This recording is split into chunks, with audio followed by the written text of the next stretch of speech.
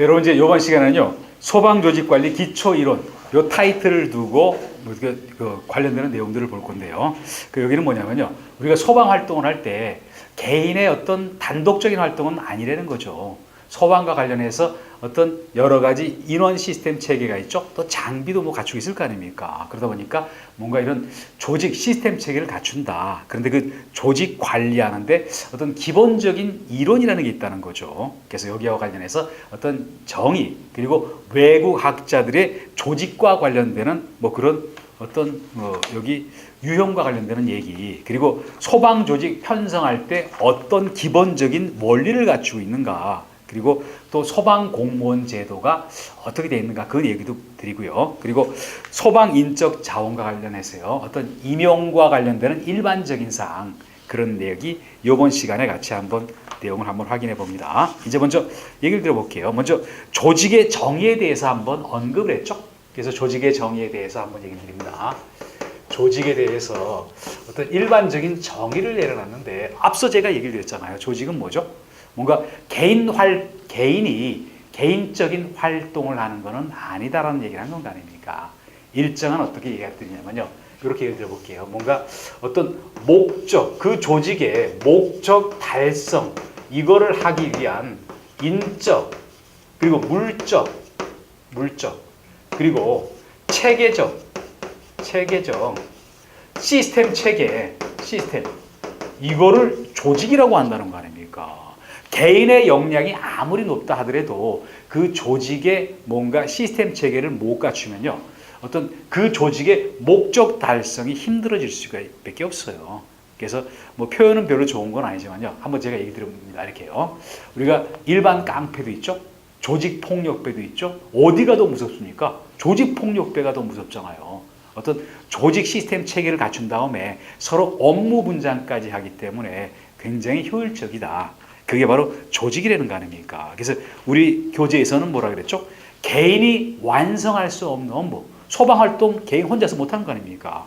뭐 그거를 여러 사람이 협동하는 수단 시스템 체계. 그러면서 여기는 뭐가 있습니까?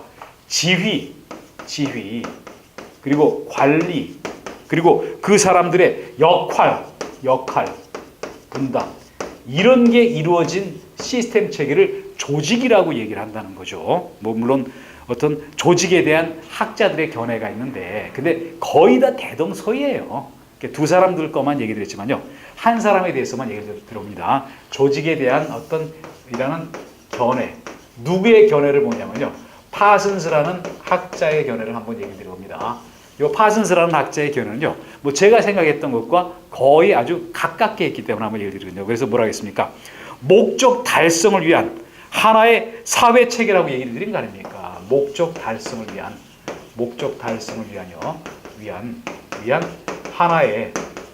하나의 사회 체계라고 얘기를 드렸어요. 그래서 이걸 부연 설명을 한번 얘기를 드려봅니다.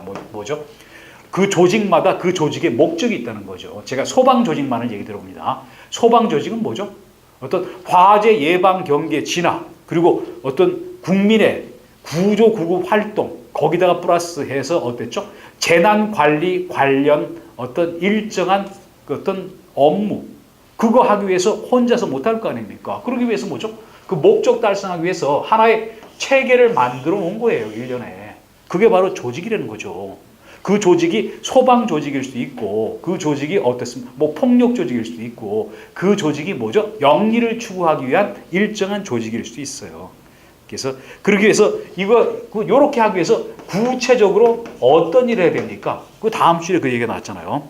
목적 달성을 하기 위한 지위와 역할 체계. 각각의 지위와 역할을 분담한다. 이 체계를 조직이라고 얘기했다는 거 아닙니까? 이렇게 얘기한 분이 어떤 여기 조직과 관련되는 그런 사회학자인 파슨스가 이런 얘기를 했다. 이렇게 얘기했습니다. 이제 그리고 그 다음 보시면요. 그 다음에 양가로 3번을 해놓고 뭐라 했죠? 조직의 유형에 대해서 언급했잖아요. 유형에 대해서는요. 조직의 유형에 대해서는요. 과거에 기출에 몇 번 시험에 나왔던 거예요. 그런데 미리 좀 얘기를 드리면요. 조직의 유형은 어떠냐면요. 여기는 일정 부분 암기가 좀 되셔야 돼요. 안 그러면은 답을 고르기가 굉장히 힘들 수가 있어요. 그래서 일반적인 얘기를 드린 다음에 제 나름대로 좀 암기 요령을 한번 얘기를 드려봅니다. 조직의 유형에 대해서 그 어떤 네 개 파트의 큰 틀 학자들에 의한 네 개의 유형, 그리고 그 틀마다 어떤 유형을 세부적으로 분류를 해놓은 거 아닙니까? 그래서 먼저 봅니다. 먼저 어떤 게 나오냐면요. 첫 번째 이랬잖아요. 수혜자를 기준으로 한 분류라고 했잖아요. 수혜자 기준, 수혜자 기준에 의한 분류라고 얘기를 드린 거 아닙니까?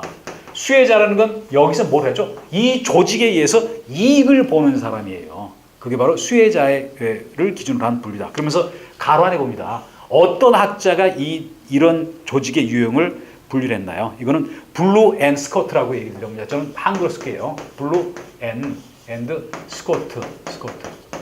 이거는 뭐냐면요.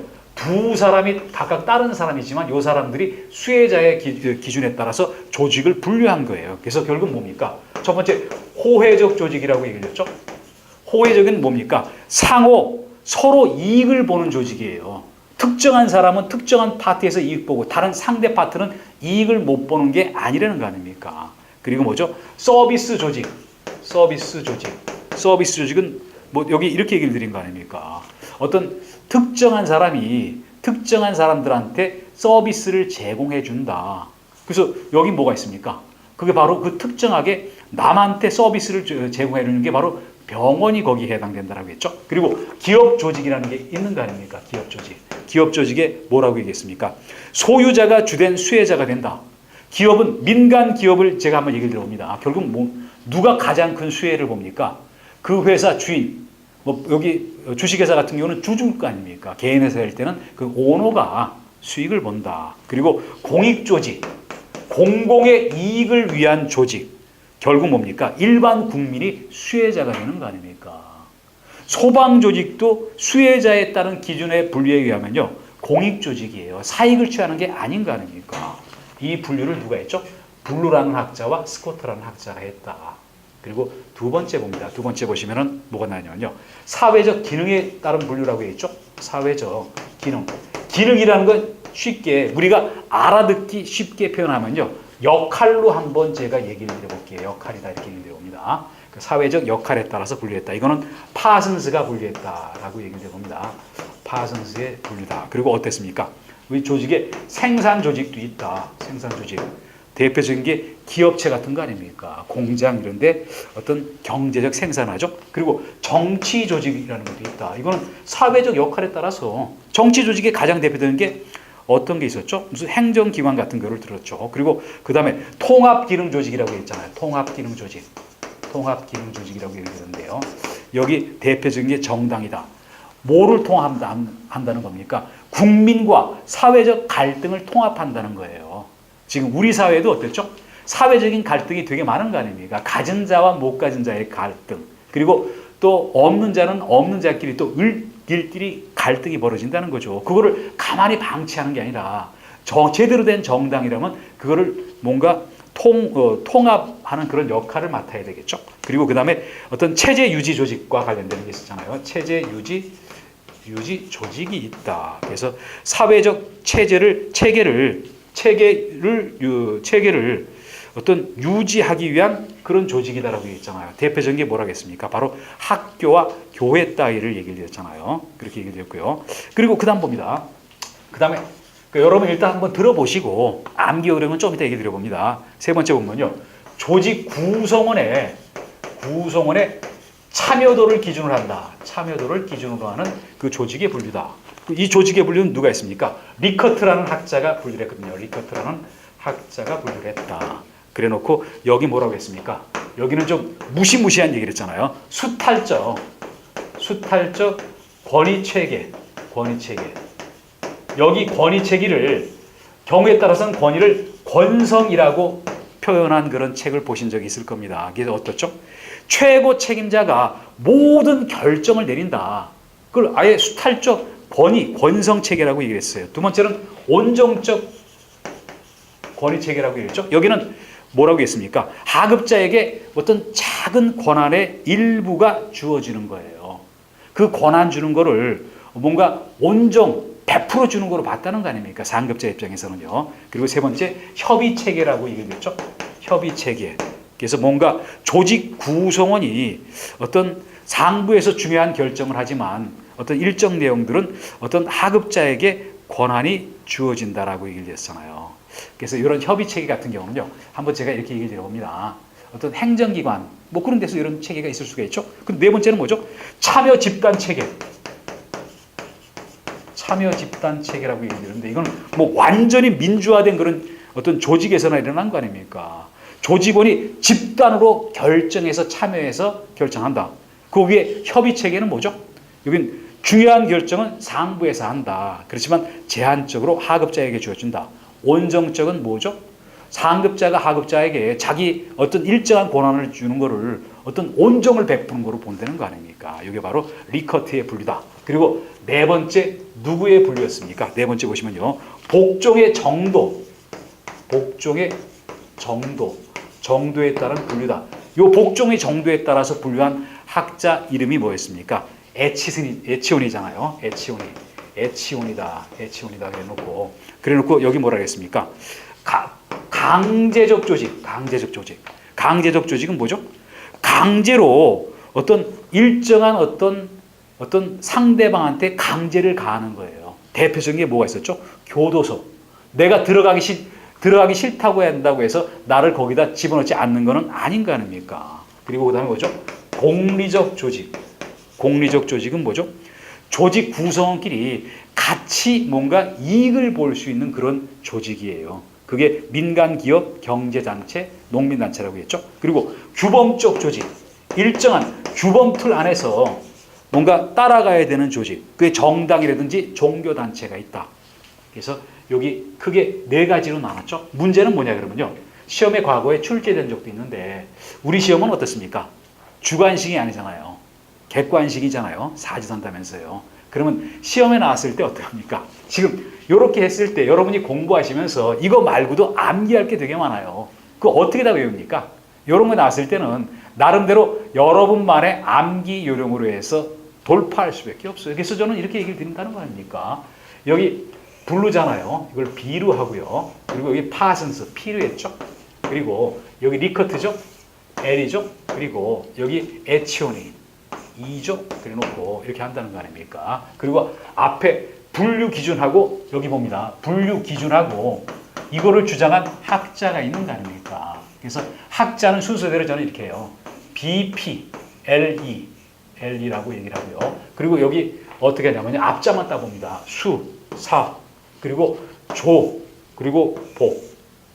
수 나오면은 수혜적, 머릿속에 떠오를 거 아닙니까? 사 나오면 사회적 기능이다. 조직 구성원에 따른 분류, 그리고 복종 정도에 따른 분류. 그래서 이렇게 봅니다. 수사, 조복 이렇게 하고요. 수사, 조복 이거를 외우시고 BP, LE 이렇게 가져가요. 그래서 뭐 LE는 사람 이 씨를 LE라고 그러죠. 그리고 B는 여기 배씨로 보고 박씨로 봐요. 그리고 수사를 하는데 뭐 조복이를 수사한다. 그게 BPL이다. 그래서 이렇게 얘기합니다. 만약 이런 시험이 나오잖아요. 수사 조복 쓰고 BPL을 써놔요.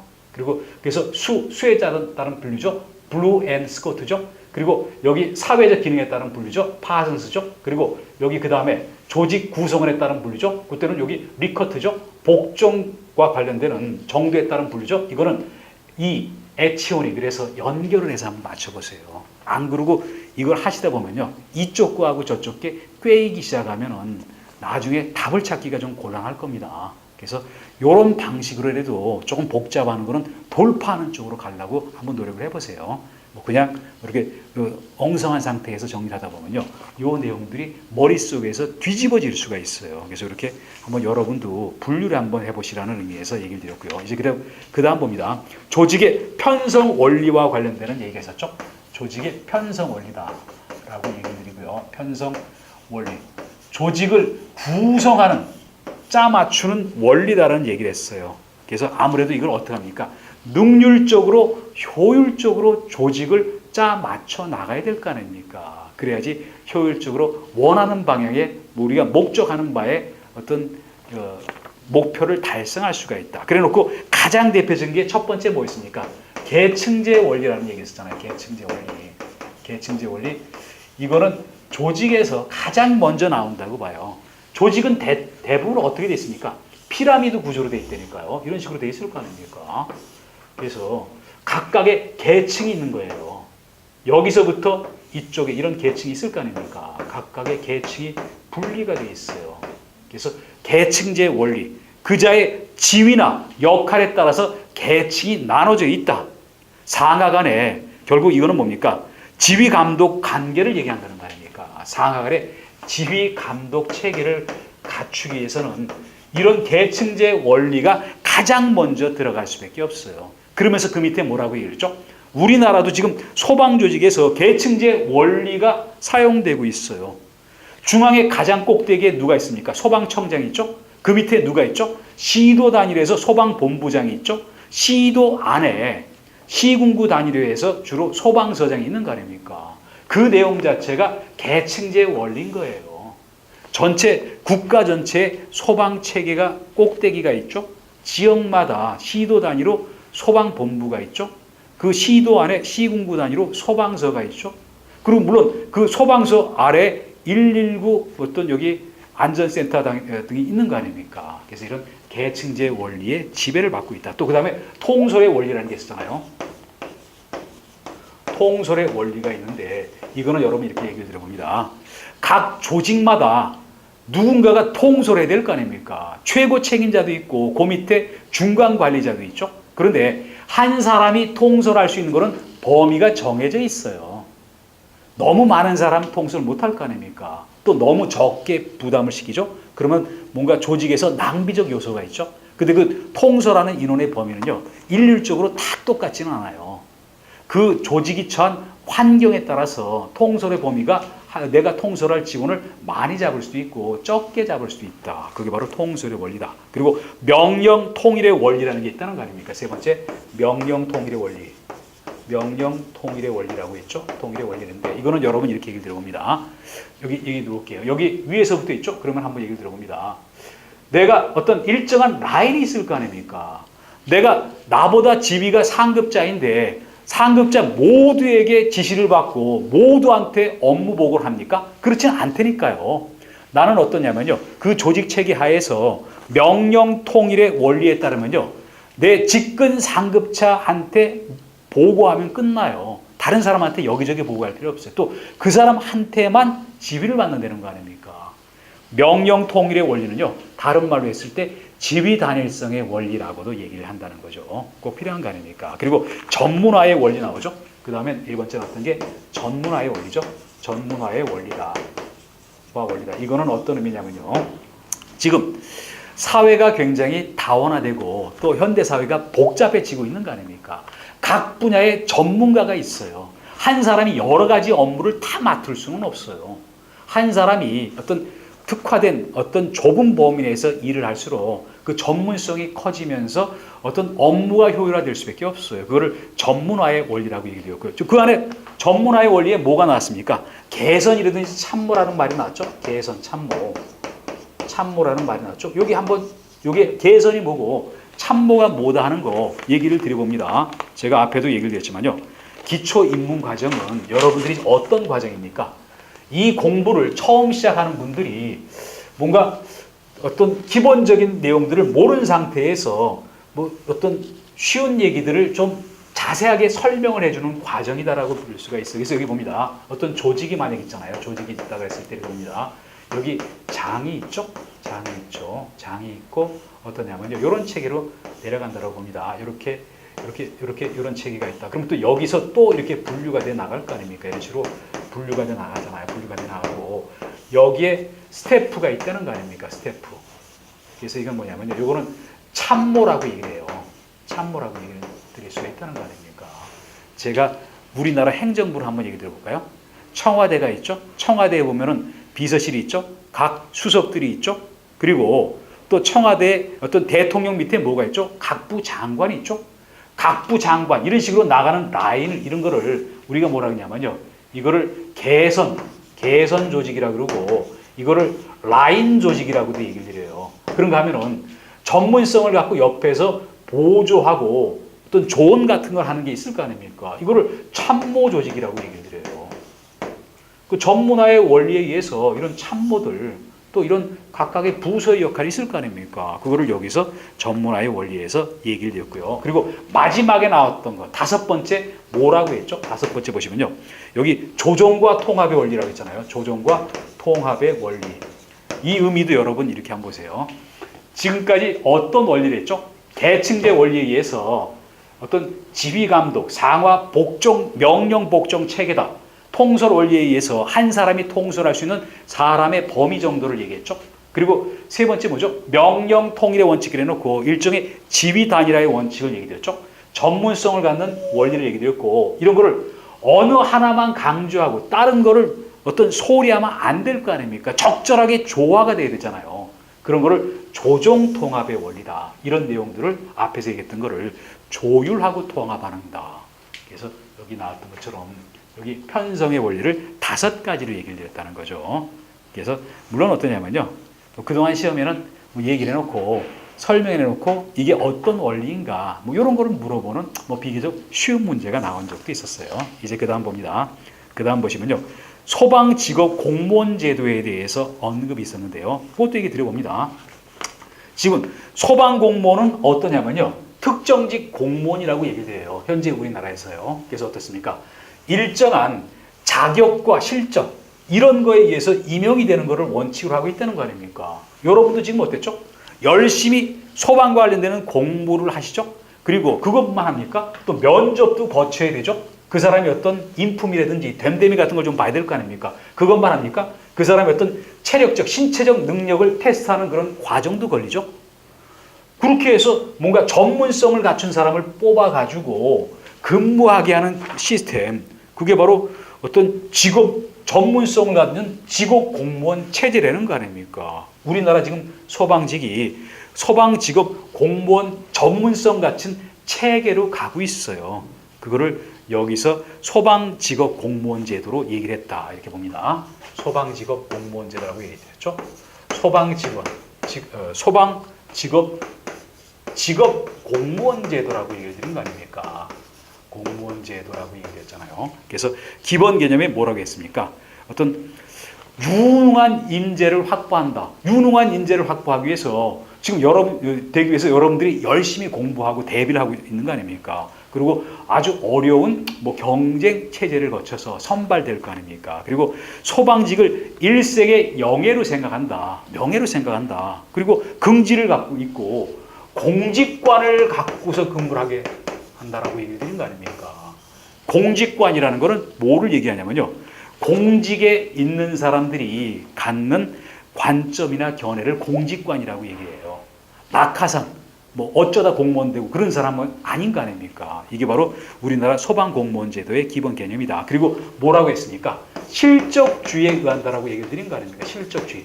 여기서 말하는 실적주의는 앞서 제가 얘기를 드렸잖아요. 어떤 일정한 실적과 자격을 갖춘다라고 얘기를 드린 거 아닙니까? 공부를 해야 되죠. 또 뭐 경력직 같은 경우는 뭐 실적도 있어야 될 거 아닙니까? 그리고 또 뭐죠? 신분 보장까지 되고 있다는 거 아닙니까? 그래서 뭐냐면요. 뭔가 능력과 자질이 되는 사람을 경쟁을 거쳐서 선발하고 그 사람들이 편안하게 업무에 전념할 수 있도록 신분 보장을 해준다. 그게 바로 일종의 실적주의라는 거 아닙니까? 이대로 지금 가고 있어요. 직업소방과 공무원 제도가 정착이 돼 있어요. 근데 이거 반대말은 뭐죠? 이거를 실적주의의 반대말을 역관주의라고 얘기한다는 거죠. 역관주의. 이거는 어떤 겁니까?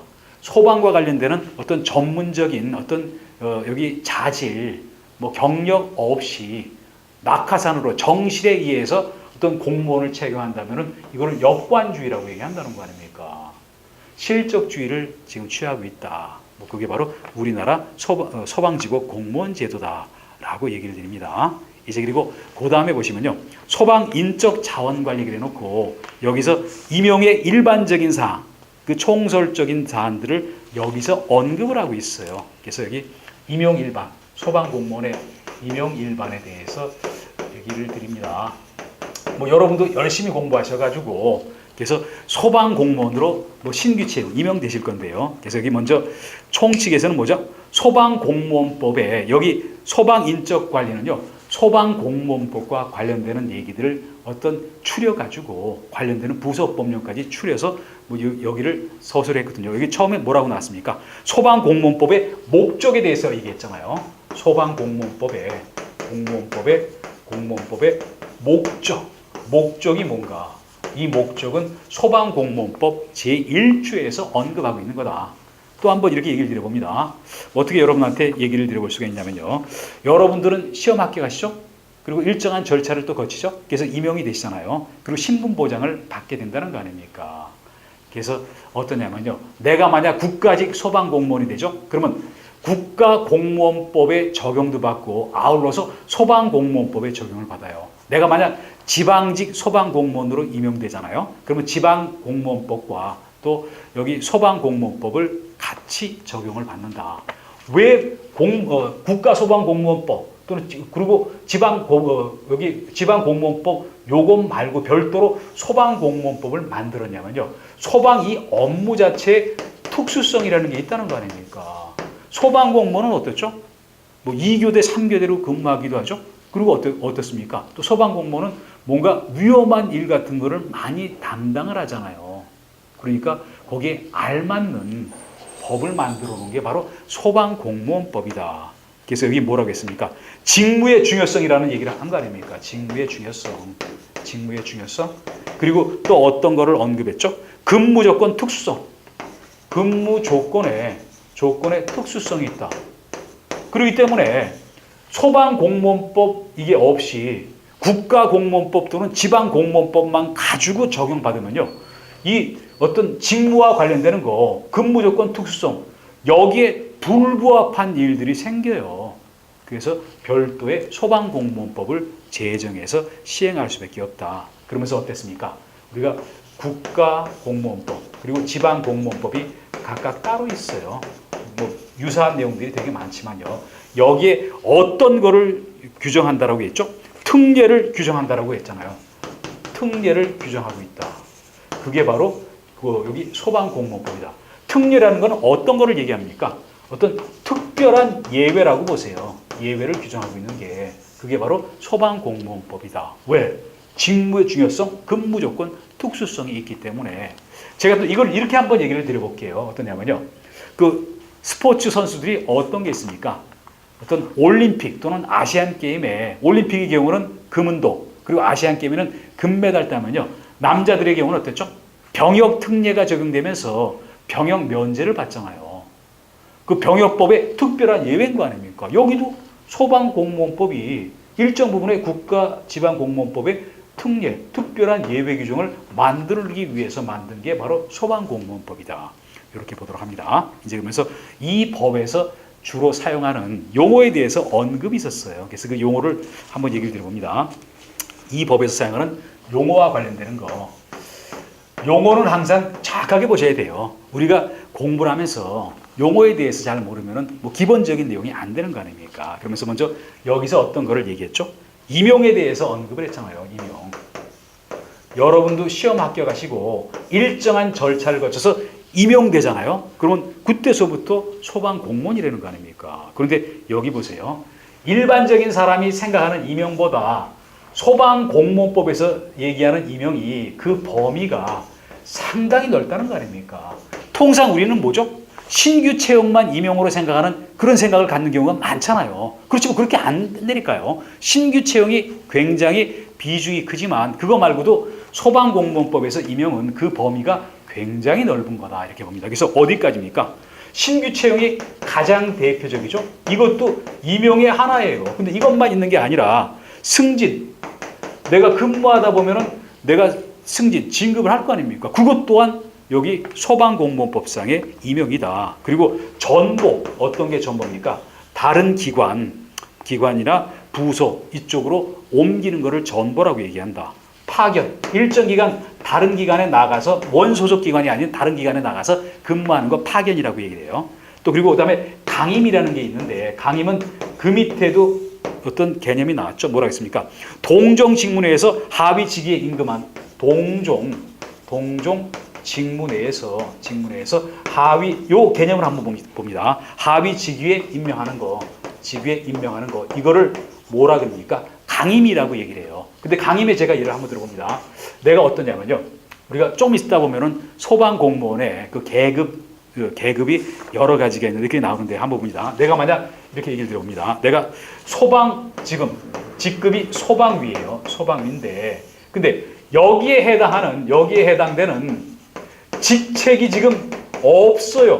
내가 근무하는 기관에. 그러면 어땠죠? 소방위 밑에 뭐가 있냐면요. 소방장이 있어요. 소방장. 여기 이 계급에 하는 사람이 하는 직무를 내가 맡게 되잖아요. 이거를 강임이라고 한다는 거 아닙니까? 이게 강등하고는 다른 거예요. 강등은 내가 예를 들면요. 소방위였는데 소방장으로 내려가게 하면 강등이죠. 강임은 뭐죠? 내 직급은 그대로 있어요. 그렇지만 직책이 내가 맡아야 될 계급의 직책보다 하위 직책을 맡게 하는 것을 강임이라고 얘기해요. 물론 이런 일을 당하는 사람은 굉장히 기분이 언짢을 거 아닙니까? 근데 한번 보세요. 자리가 없으면은 뭐 내가 맡아야 될 어떤 계급보다 밑으로 맡을 수밖에 없는 거 아닙니까? 여기서 얘기하는 강임은요. 징계가 아니에요. 그 해당되는 자리가 없기 때문에 밑에 근무해야 할 사람들 일을 맡는 거를 강임이라고 얘기한다. 이것도 임용의 하나라는 거죠. 그리고 그 다음 봅니다. 그 다음에 이게 뭐가 있죠? 휴직. 일정 기간 동안 근무를 쉬게 하는 것. 그리고 어땠죠? 여기 직위해제라는 말이 나왔죠. 직위해제. 물론 직위해제는요. 다음에 가시면요. 거기 언급을 했잖아요. 뭐냐면요. 직위해제는 신분을 박탈하는 게 아니에요. 내가 근무를 하되 직위를 안 맡기는 거예요. 일종의 직위해제는 뭐라고 얘기했습니까? 뭔가 근무와 관련해서요. 대기명령 상태라고 얘기를 한번 봅니다. 대기명령 받은 상태다. 이거에 맞는 거지. 그 사람의 뭔가 신분 박탈 이걸 하는 거는 아니라는 거 아닙니까? 가끔 여러분 어떤 팁이라든지 이런 걸 통해서 어떤 걸 한 번씩 들었습니까? 누가 직위해제 당했다. 직위해제 당하는 거는 뭔가 잘해서 그런 게 아니라 뭐 잘못해서 그런 거 아닙니까? 직위해제를 당하는 게 있었잖아요. 그때 이 직위해제는요. 징계는 해당은 안 되지만 뭐가 문제가 있을 때 직위해제가 되는 거예요. 신분은 갖고 있지만 대기명령 상태이다. 이렇게 얘기를 드렸고요. 이제 그리고 그 다음 봅니다. 이거 말고도 정직이 있다. 정직이 있는데 이쪽에 봅니다. 정직은 뭐죠? 일정 기간을 정해놓고 직무를 정지시키는 거를 정직이라고 얘기를 해요. 휴직은 아예 직무를 그냥 쉬게 하는 게 휴직이다. 이렇게 얘기를 합니다. 그리고 그 다음에 뭐가 있었죠? 강등. 강등은 이거 되게 안 좋은 거 아닙니까? 내 계급을 밑으로 내려가게 하는 거 강등이다. 그리고 그 다음에 복직. 내가 휴직하고 있다 다시 돌아오는 거 복직이다. 그리고 면직과 해임이 나오는데요. 면직은 어떤 겁니까? 어떤 그 사람의 신분을 박탈하는 게 면직이잖아요. 면직. 그리고 해임, 파면이 있는데 해임, 파면 한번 봅니다. 해임과 파면을 한번 비교해 볼게요. 파면을 비교해 보면요. 둘 다 어떻습니까? 신분 박탈하는 거는 똑같아요. 똑같은데 근데 좀 차이가 있는 게 뭐냐면요. 여기 퇴직금에는 차이가 있어요. 퇴직금에 차이가 있다. 어떻게 차이가 있습니까? 여기 해임하고 파면에 어떻게 차이가 있냐면요. 만약 파면이 되잖아요. 그러면은 여러분이 공무원 임용돼서 봉급 나올 때 퇴직급여 충당금을 띨 거 아닙니까? 내가 납부한 충당금만 이것만 돌려받는 거예요. 그게 여기 파면이죠. 해임은 퇴직금에 손실이 없이 다 받을 수 있는 거. 그걸 해임이라고 얘기한다는 거 아닙니까? 그러다 보니까 신분 박탈은 똑같지만 파면이 더 강력한 처벌이다. 이렇게 얘기를 드려봅니다. 뭐 이런 얘기가 있었는데 여러분 다시 한번 얘기 드려볼게요. 일반적으로 우리가 생각할 때 임용을 얘기할 때는 뭐를 얘기하죠? 일반인들은 신규 채용하는 것만을 임용이라고 생각하잖아요. 그런데 안 그렇다는 거 아닙니까? 소방공무원법에서는 어땠죠? 신규 채용뿐만 아니라 승진, 전보, 파견, 강임, 휴직, 직위해제, 정직, 강등, 복직, 그리고 여기 빠졌지만 면직, 그리고 해임, 파면까지를 전부 임용이라고 표현한다. 우리가 생각했던 범위보다 훨씬 그 범위를 많이 잡아놨다. 이렇게 얘기를 드려봤습니다. 이제 그리고 그 다음 번 보시면요. 소방공무원 임용령과 시행규칙에 나와 있는 용어를 한번 봅니다. 소방기관에 대해서도 정의를 내려놨고요. 필수 보직기관 그리고 최하급 소방기관에 대해서도 각각 정의를 내려놨어요. 항상 이런 정의를 내려놨을 때는 어떻게 하셔야 되죠? 명확하게 그 정의가 어떤 것인가 어떤 정확한 여러분 나름대로 정리를 하셔야 된다는 거 아닙니까? 항상 어떠냐면요. 모든 과목이 정의에서부터 시작된다 이렇게 얘기를 드려보거든요. 이제 그러면서 봅니다. 먼저 소방기관이 어디까지가 소방기관인가 이걸 한번 하나씩 써보면서 얘기를 드립니다. 처음 공부하시는 분은요. 내가 막연하게 생각했던 소방기관의 정의와 조금 다를 수가 있어요. 그래서 여기 소방기관의 범위가 어디까지인가 한번 얘기를 드립니다. 소방기관에 대해서 언급을 했는데 이렇게 얘기했잖아요. 뭐라 했습니까? 물론 제일 꼭대기에 뭐가 있죠? 소방청이 있다. 소방청은 어떻습니까? 이거는 소방과 관련되는 중앙행정기관이면서 제일 상급 기관이 소방청이다. 그리고 그 다음에 주위에서 한번 봅니다. 주위에서 보는데 여기 뭐라고 나왔습니까? 특별시, 광역시 쭉 연결해서 나왔죠? 특별시도 있고 또 광역시도 있고요. 광역시도 있고 그리고 또 뭐라 하겠습니까? 앞으로 이런 말들이 우리 교재를 보면은요 자꾸 나오는데요. 특별자치도도 있고요. 특별자치도도 있고 자치도도 있고 그리고 또 뭐가 있죠? 여기 여기 특별자치시가 있고 특별도도 있고 특별자치도도 있다는 거 아닙니까? 자치도가 있는데 근데 이거를 전부 합해서 뭐라고 얘기합니까? 앞으로 시도지사 얘기하면요 이거를 합쳐가지고 하는 얘기예요.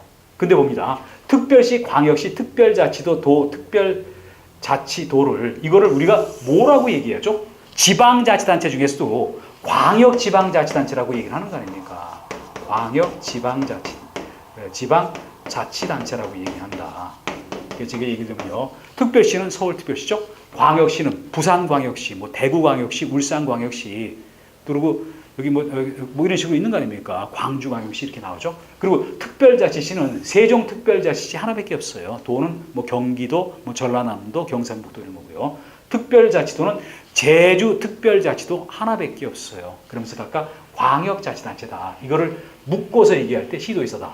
그러면서 여러분 이렇게 봅니다. 여기 분명히 소방이라는 말이 붙는 기관인데 왜 하필 시도가 여기 시도까지만 쓸게요. 장을 얘기하는 거 아니니까요. 왜 하필 시도가 소방기관이냐 이렇게 생각이 되실 거 아닙니까? 그 의미를 제가 한번 얘기 들어볼게요. 어떠냐면요. 어떤 지방자치법이라는 법에서 어떤 시도 단위로 어떤 소방과 관련되는 책임을 시도한테 맡겼어요. 그러다 보니까 그 시도 자체가 소방기관이라고 언급을 해놓은 거예요. 또한 어떻게 했냐면요. 소방본부는 시도지사의 지휘감독을 받게 되어 있거든요. 그래서 그리고 또 뭐라고 했습니까?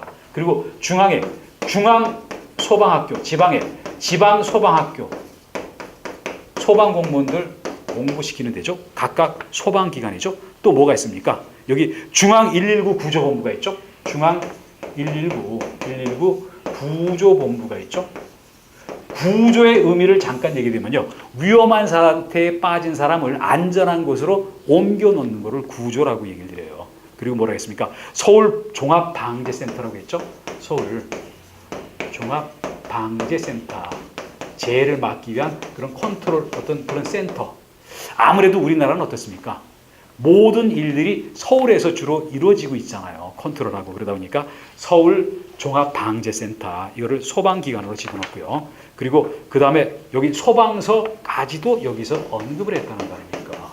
이거를 소방기관이라고 칭했어요. 그리고 그 다음 봅니다. 그 다음에 필수보직기관이라는 게 있죠. 필수보직기관이라는 게 있는데요. 보직이라는 건 뭐죠? 내가 일정한 직무를 맡아서 하는 것을 보직이라 그래요. 근데 일정 기간 어떤 특정한 어떤 직위에서 근무를 해야 된다는 거 아닙니까? 제가 얘기를 들어봅니다. 내가 만약 이렇게 얘기를 들어볼게요. 아무래도 어땠죠? 내가 소방공무원으로 계속 잘 나가기 위해서는요.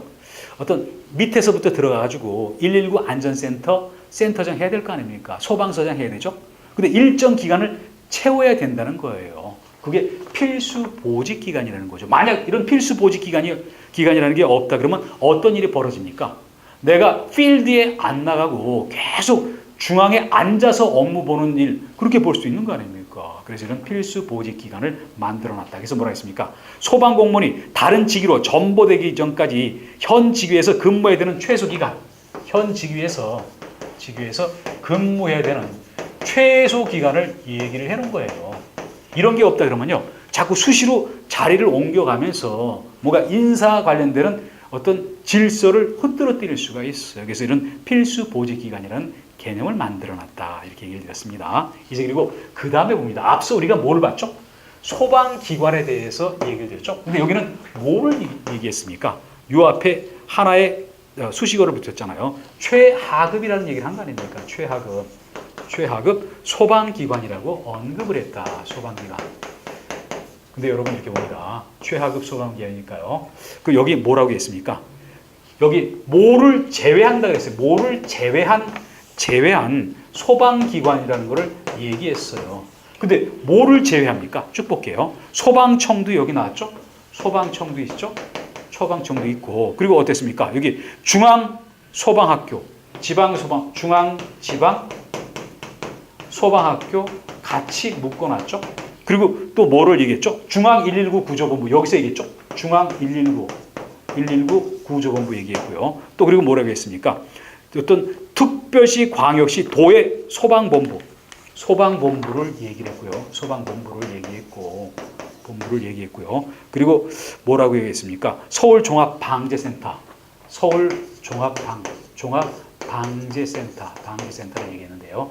이거를 제외한 소방기관이라고 얘기했잖아요. 가장 대표적인 거 제가 예를 들어볼까요? 119 안전센터. 이런 따위가 최하급 소방기관이라는 거 아닙니까? 이런 용어를 여기서 여러분 왜 정해놨겠어요? 내가 소방공무원으로 임명되잖아요. 그러면 어떻습니까? 일정 기간 최하급 소방기관에 근무를 해야 돼요. 처음서부터 센터 중앙가 있으면 안 될 거 아닙니까? 필드에서 뛰면서 좀 역할을 해보라는 얘기예요. 결국 뭡니까? 여기 소방청, 중앙소방학교, 또 119 구조본부, 또 특광도 소방본부, 지방소방학교, 소방방재센터를 제외한다 그랬으니까 여기는 어땠습니까? 이런 소방서 이런 게 들어가는 거 아닙니까? 이 안에 여기 이 최하급 소방기관이에요.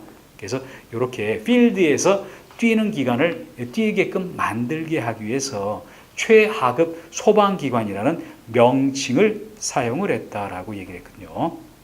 이제 그리고 소방공무원 계급 구분하고 해놨죠. 그러면서 국가직과 지방직이 어떤 소방공무원 계급 단계가 조금 달라요. 국가직은 어떻습니까? 꼭대기에 소방총감이라는 게 하나 더 있어요. 소방총감은 누구의 계급이죠? 소방청장의 계급이에요. 소방청장은 한 사람밖에 없으니까 가장 계급이 높고 국가직인 건 너무 당연한 거 아닙니까? 물론 그래서 여기 나와 있는 계급의 11개 계급 그리고 10개 계급 정확하게 정리하고 암기까지 하셔야 돼요. 그래서 이거 한번 제가 써보고서 어떤 쭉 같이 한번 확인을 해보고 뭐 이번 시간 마무리를 짓도록 합니다. 그래서 여기 소방공무원 계급이죠. 계급인데요.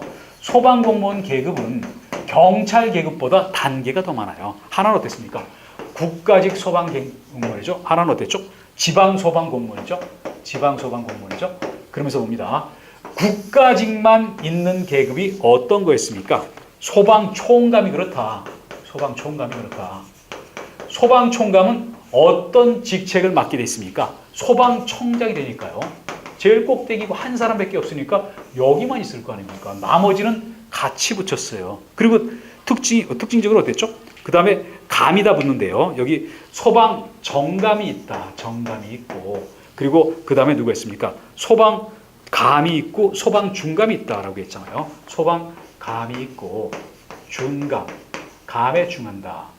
여기까지는 일종의 좀 고위직인 거 아닙니까? 여기는 고위직으로 볼 수 있잖아요. 고위직이다. 그리고 봅니다. 여기도 똑같은데 지방소방직은 어땠죠? 앞에 지방이라는 말이 붙는 거 아닙니까? 지방이라는 말이 붙었잖아요. 이제 그리고 그 다음 보시면요. 소방정이 있고 소방명이 있다 이겁니다. 소방정이 있고 소방령이 있다. 정령. 그리고 여기 지방은 여기 지방이라는 말이 붙고 그다음에 어떤 같은 명칭이 들어가는 거 아닙니까? 그래서 보세요. 어떤 소방서장이 기본적으로 계급이 소방정에 해당이 돼요. 이제 그리고 그다음에 어땠죠? 소방경이 있고 소방위가 있다. 이렇게 봅니다. 그래서 여기서부터는 어땠죠? 여기서부터 간부에 해당된다는 거 아닙니까? 여기도 지방이라는 말이 붙어 있죠. 그리고 그다음에 어떻게 됐습니까? 소방이라는 말이 붙고요. 장교사. 여기는 좀 하비직인 거잖아요. 그래서 여기까지는 하비직이다 이렇게 얘기를 드려봅니다. 하비직이고 또 지방에는 어땠죠? 명칭은 똑같으면서 앞에 지방이라는 말이 붙는 경우만 있다 이렇게 얘기를 드려봅니다. 그래서 이걸 이렇게 보세요. 국가직 소방공무원의 계급이 총 11단계다. 그래서 어땠죠? 총감, 정감, 감, 준감, 감에 준한다. 그리고 정령, 경위, 장교사, 소방정, 소방령, 소방경, 소방위, 그리고 소방장, 소방교, 소방사. 그리고 어땠습니까? 소방 간부 보생은 임용될 때 일루 소방위로 들어가잖아요. 또 어땠죠? 이제 맨 처음에 여기 소방 9급은 여기 소방사로 임용이 될 거 아닙니까? 그리고 앞에 지방직은 소방총감이라는 건 없고요. 여기는 없고 요 앞에 지방이라는 그런 단어가 붙는다. 이렇게 구분이 된다. 여기까지는 하위직, 여기서부터는 어떤 간부, 그리고 여기 어땠습니까? 소방 준감 이상은 고위직으로 보세요. 그래서 이렇게 구분이 된다라고 얘기를 드렸어요. 그래서 여기 요번 시간은 여기까지인데 요번 시간 했던 것 중에서 항상 끝나기 직전에 잠깐 동안 핵심적인 거를 조금 얘기를 드려본 다음에 마무리를 짓거든요. 우리가 조직에 대해서 정의를 내렸죠. 근데 이 조직의 정의와 관련해서 어떤 학자들이 얘기하는 조직의 유형이라는 게 있잖아요. 그 네 가지가 있으면서 각각 또 세분이 된 거 아닙니까? 여기서는 여러분 어땠습니까? 암기가 힘들었죠? 그래서 앞에 자 유형에 보시면 어땠죠? 수사, 조보, 그리고 연결됐을 때 어땠죠? 학자들 BP, LE 이런 식으로 해서 연결해서 꼭 한번 정리해 보시고요. 또 소방 조직 편성하는데 일정한 원리가 있다. 가장 먼저 계층제의 원리. 자기가 맞는 뭔가 상하 수직 명령 체계, 그 계층을 얘기한다는 거 아닙니까? 그리고 몇 가지가 있는데 이런 것들을 조율하기 위해서 조정통합의 원리도 적용된다고 얘기를 했죠. 또 우리나라 직업 공무원제는 어땠습니까? 실적주의다. 왜 실적주의죠? 어떤 누가 특정하게 낙하산으로 임명하는 게 아니라 어떤 일정한 자격과 실적을 가진 사람을 중에서 아주 엄격하게 선발한다. 그러면서 어땠죠? 거기에 대해서요. 신분 보장도 해준다라고 얘기했고요. 또 임용과 관련해서 여러분 어땠습니까? 임용과 관련해서 주의하시라 했잖아요. 신규 임용만 임용이 아니라 임용은 범위가 엄청나게 큰다. 신규 임용 승리뿐만 아니라 면직, 파면, 해임까지도 여기 임용의 범주에 해당된다라고 얘기를 했잖아요. 그리고 봅니다. 소방기관의 종류가 되게 많은 거 아닙니까? 꼭대기 소방청, 그리고 시도, 그리고 중앙소방학교, 지방소방학교, 그리고 중앙119 구조본부, 그리고 서울종합방재센터 및 소방서를 말한다. 그런데 이 중에서 최하급 소방기관은 어땠죠? 위에서 얘기한 거 보시면요. 결국 소방서가 여기 빠져 있는 거 아닙니까? 소방서 빠지면은 그 밑에 119 안전센터도 같이 거기 끼어들어가는 거잖아요. 거기 근무하는 것도 소방서 근무하는 거로 보거든요. 결국 뭡니까? 어떤 말단 기간에 근무를 하게끔 일정 부분 하기 위해서 이런 표현을 뒀다.